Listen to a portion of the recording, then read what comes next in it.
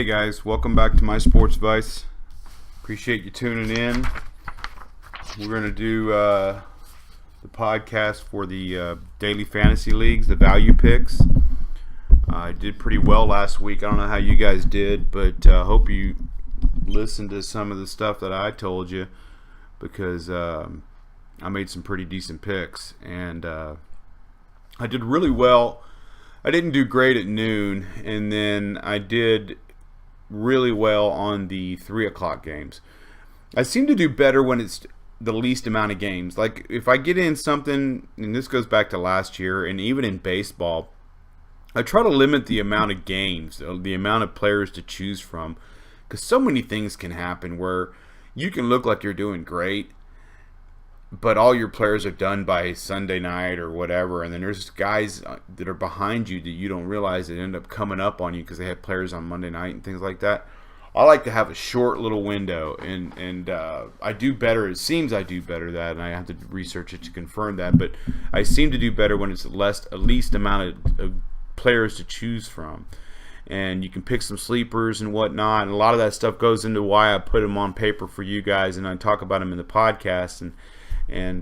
But anyway, I did well on the 3 o'clock games. I did pretty good in the prime time, which was Sunday night, Monday night, the 2 Monday night games, and then I did all right on one of my lineups for just the Monday nights because there was 2 games.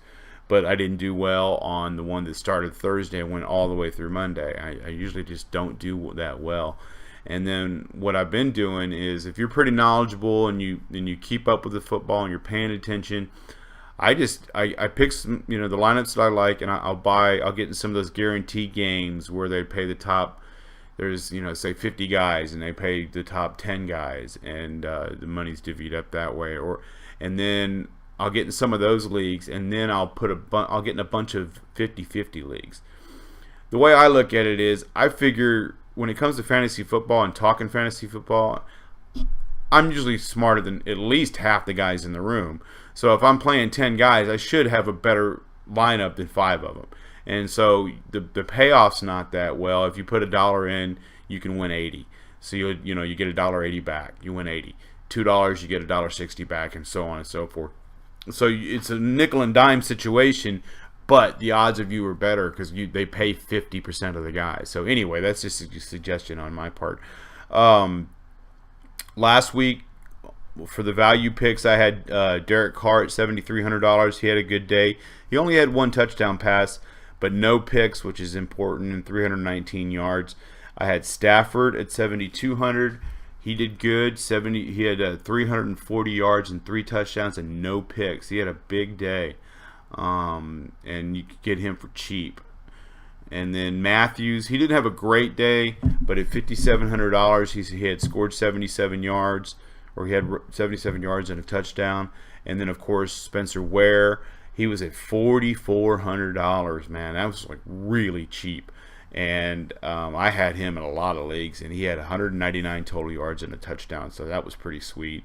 Sanu, I had him on the list, $5,100, and he had 5 catches for 80 yards and a touchdown. Remember, it's PPR, man. A lot of these guys that I have, running backs and receivers that I have on here, it's based on PPR, because that's what DraftKings is. You might be in regular standard scoring in your fantasy leagues, but in DraftKings, you can get these guys real cheap that catch a lot of passes. If they catch 6 passes, it's like a touchdown.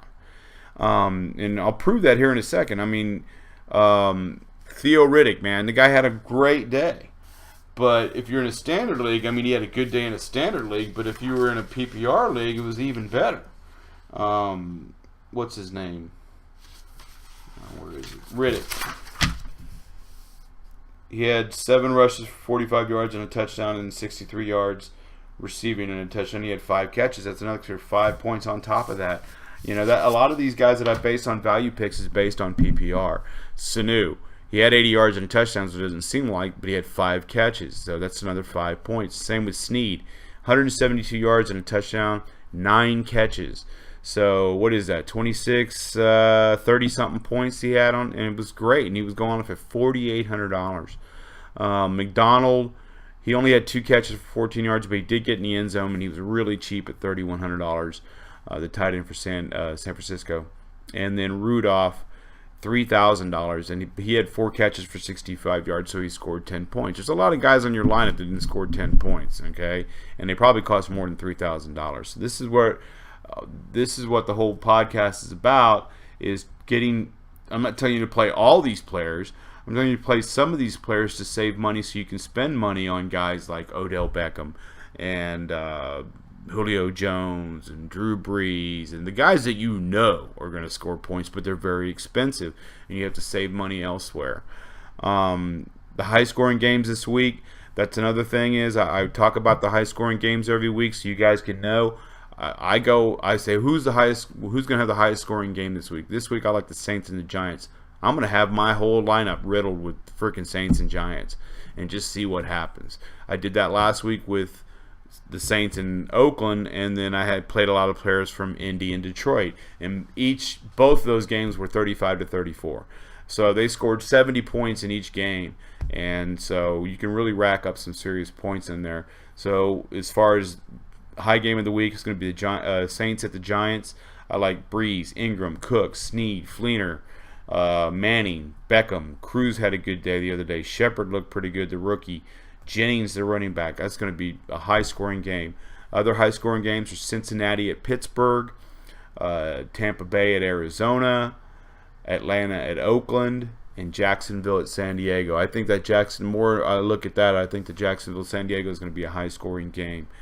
Here are some of the breakdowns. Quarterback. I like Carson Palmer to bounce back from that Sunday night loss with a big day in home against Tampa Bay, $6,900. Rivers, I know he lost Keenan Allen. He's got Woodhead, Gordon, Benjamin, Gates, that other kid Inman. He's got some good receivers. He's gonna have a big day, $6,700. Bortles in that same game, it's gonna be a shootout, $6,700. Fitzpatrick, I think he's gonna bounce back. They don't want to lose 2 in a row. They want to get Marshall more involved in the game, in the passing game, and Decker as at that fact. At Buffalo, $6,100, and then at the bottom of the barrel there, you can take a shot on Prescott. I talked about that in my my first podcast this week for what to watch for week 2. I've got Prescott in there. I think they're going to take the chains off of him, and they're going to let him throw it down the field. He threw 45 times. I don't think he threw down the field more than 5 or 6 times in that game. They're going to change that. They're going to go downfield. Washington can be had. So Prescott might be a nice little pick at $5,800. You can save a lot of money.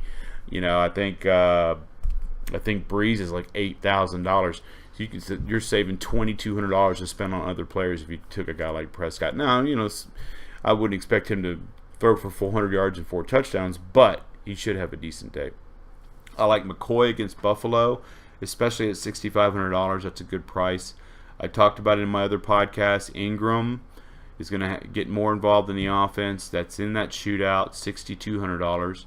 I like Doug Martin against Arizona, $5,900. I like Melvin Gordon to get in the end zone against Jacksonville. He's at $4,800, which is a good price. I like Langford on Monday night. Philadelphia is terrible. Their defense really isn't that good. I mean, they had a good game yet Sunday, but they played Cleveland. $4,600 for Langford. I think he's going to have a big day on Monday night, and that's a nice little capper to the week, you know. And then James White for New England. He had a so-so day. He caught a few passes, but he didn't really break free. I think I see him breaking free this week. $4,000 for James White on New England. Wide receivers, I got a bunch of them here. I got Golden Tate having a big day against Tennessee at home. I like Demaryius Thomas to get in the end zone, and they got him at a really cheap price. You couldn't have got him this cheap last year. $6,500. Edelman, I can't believe, is still $6,200. Remember, this is a PPR league. He might not get in the end zone, but he'll make 8 catches. What did he have this week? He had 7 catches for 66 yards. In a standard league, that's, 7 points? But in a PPR league, that's 14 points. So, you know, I'm telling you, man, I can't believe he's that cheap. Edelman. Travis Benjamin, that's a sleeper pick at $4,400. I think he's going to take Keenan Allen's place, and he's a deep threat. I like him this week. I like Eli Rogers. I don't know if you watched that Monday night game. He's a rookie. He's playing the slot for Pittsburgh, and he looked good the other day. He actually got lucky on a deflected ball he caught in the end zone, but he was getting targeted by Benjamin, and he looked good. I like him. I'm going to try to pick him up in some of my leagues. And then Cole Beasley, $3,200. I can't believe they didn't raise the price on him. He scored 14 points in DraftKings last week because he caught a shitload of passes. It might have been 17 points, but he had 65 yards, but he had 8 catches. So he had 14.5 points. That's pretty good for a guy at $3,200. You know, that's a good pick, Cole Beasley. Tight ends, those are few and far between. I like Gates at $3,400. I like Barnidge. Barnidge is a pick this week. He had 0 points last week. Last year when he had that good year and he scored all the touchdowns, it was McCown that was throwing to him. Robert Griffin's out. McCown is in. Barnidge has a big day, $4,000. I like Clay against New York on Thursday night at $3,300. I like Rudolph at $3,100 on Sunday night. And then I like Virgil Green for Denver. He got a few targets the other day, and I think Simeon's going to throw to him a lot. $2,800. Again, I'm not expecting you to fill your lineup with all these guys, but you can put them in the right spots to save money to play the other more established guys, the guys that you know are going to score. That's a little strategy, and that's a little advice on who to play. I appreciate you guys tuning in. Tell your friends if you guys like the podcast. Let them know about it. It's mysportsvice.com is the website. I've got rankings up there. Everything I'm talking about is on the website. You can read it besides just listening. We're on YouTube. I'm going to have a Twitter account pretty soon. But I appreciate you guys tuning in, and I'll talk to you next week. I'm out.